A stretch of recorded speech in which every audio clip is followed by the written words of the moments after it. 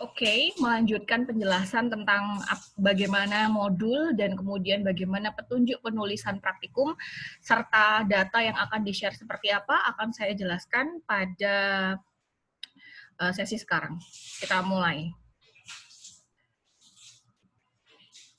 Setelah tadi saya menjelaskan bagaimana SOP dan bagaimana caranya nanti kamu melakukan suatu pelaporan dalam satu fase selama masa pandemi ini, memang itu semuanya agak-agak ini ya, kita harus menyesuaikan dengan online, maka ya tetap belajar saja secara mandiri di rumah. Kemudian saya menjelaskan dengan modulnya itu sudah saya email pada beberapa anak sesuai dengan yang sudah mendaftar pada saat briefing lalu. Jadi mohon juga menyesuaikan dengan modul. Modulnya harap dibaca. Sebenarnya setiap kali praktikum saya berusaha untuk memperbaiki modul, di mana mulai dari konten dan tata cara pembahasannya supaya lebih mudah dipahami oleh kalian. Harap dibaca dulu modulnya ini berisi tentang apa saja, babnya apa.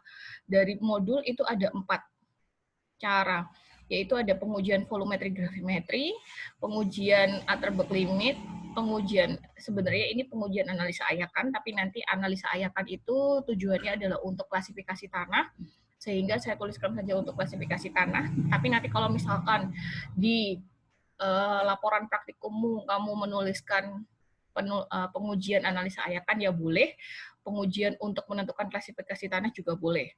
Bab 4 adalah pengujian pemadatan tanah yang terdiri dari standar Proctor Test dan CBR.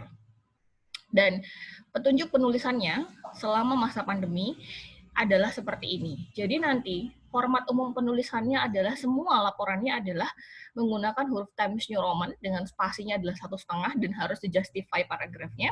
Itu akan lebih rapi kalau justify. Kemudian tidak boleh menggunakan header footer hanya pada halaman bawah dengan hanya halaman pada bawah laporan, hanya butuh halamannya saja, header footer tidak dipakai. Kemudian nanti laporannya dikumpulkan dalam satu full PDF. Nah, buku laporannya tetap sama, covernya menggunakan warna biru seperti ini, walaupun di dalam PDF, jadi kamu pakai dengan background warna. Dan di dalam PDF itu isinya apa? Dalam PDF nanti ada isi bab dalam laporan. Jadi nanti penulisannya dituliskan di tengah, kemudian ada dasar teori. Dasar teori yang paling penting itu adalah bagaimana nanti kamu menjelaskan sebuah definisi dari sebuah pengujian dan teori-teori yang berhubungan dengan pengujian. Kemudian referensi ini, dasar teori bisa diambil dari buku, jurnal, atau website, atau sesuatu yang relevan dengan dasar teori yang dipakai. Ini adalah contoh. Tidak diperbolehkan menggunakan modul sebagai dasar teori. Ini tujuannya adalah supaya memperkaya khasanah kalian, wawasan kalian terhadap beberapa pengujian yang dilakukan. Nanti 1.2 ada tujuan dan manfaat. Tujuan dan manfaat ini adalah supaya kalian merekam sendiri. Kalau kamu sudah baca, oh saya bisa mendapatkan gambaran tujuannya adalah begini dan manfaatnya adalah seperti ini. Prosedur praktikum itu kalau selama masa praktikum berlangsung, mereka menjelaskan menurut tata bahasanya sendiri. Namun sekarang, kalau kamu tidak bisa melakukan praktikum, maka prosedur praktikumnya adalah kamu menjelaskan tata cara praktikum berdasarkan setiap pengujian, menggunakan kalimatmu sendiri, dengan susunan bahasamu sendiri, tidak boleh langsung copy paste begitu saja, sesuai dengan urutan yang telah dilihat di video YouTube atau di modul, atau referensi paper yang relevan, atau dari laporan kakak kelasmu yang tahun lalu, boleh. Kemudian ada dokumentasi praktikum.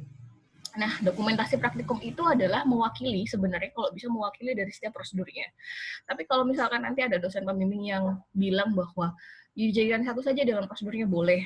Dokumentasinya karena kamu tidak melakukan, maka kamu boleh mengambil referensinya dari kelasmu, laporan yang lain, video YouTube, atau relevansi yang lainnya, atau kreasi videomu sendiri, jangan lupa dicantumkan dengan sumbernya. Hasil dan analisa praktikumnya, itu akan bergantung dari setiap dosen pembimbingnya, kesimpulannya juga sudah diambil nanti mungkin dari setiap dosen pembimbingnya, dalam satu file PDF, nanti akan terdiri dari cover, lembar asistensi, silahkan dibaca sendiri, seperti ini formatnya yang tadi sudah saya jelaskan di SOP, dan yang lain-lainnya. Nah, ini adalah untuk yang petunjuk penulisan. Nanti, di setiap dosen pembimbing akan diberi seperti ini, data pengujiannya. Nah, ada yang kosong-kosong seperti ini, silahkan kalian olah sendiri, silahkan kalian analisis bagaimana caranya belajar dulu. Kalau ada yang tidak bisa dan tidak paham, silahkan langsung ditanyakan ke dosen pembimbingnya masing-masing. Begitu ya, cukup penjelasan dari saya.